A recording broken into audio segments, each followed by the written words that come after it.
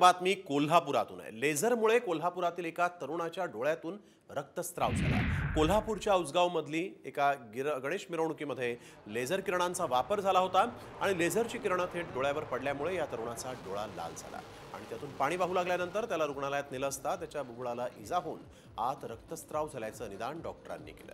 तर दुसरीकडे गणेश मिरवणुकीत बंदोबस्ताला असणाऱ्या पोलिसांच्या डोळ्यालाही लेझरमुळे इजा झाली आहे।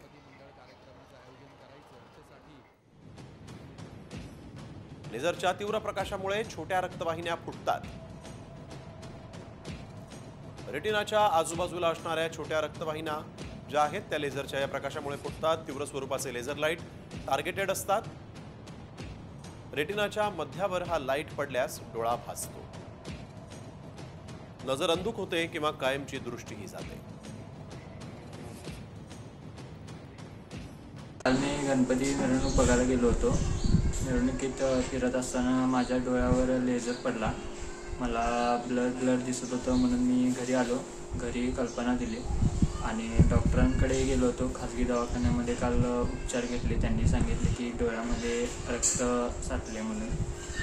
तर आता उद्या, आज रविवार आहे, तर उद्या परत त्यांनी मला बोलवले। माझा मुलगा आदित्य पांडुरंग बोडके, वय वर्ष 21, गणपतीची मिरवणूक बघायला गेले असता लेझरच्या प्रखर प्रकाशाने उजवा डोळा निकृष्ट झाल्यामुळे पूर्ण दवाखान्यात दाखवल्यानंतर कळाले की डोळ्याला इजा झालेली आहे आणि परत आम्ही उपचार करून घरी आलो आणि परत आज आणि परत दवाखान्यात दाखवायला जायचं आहे।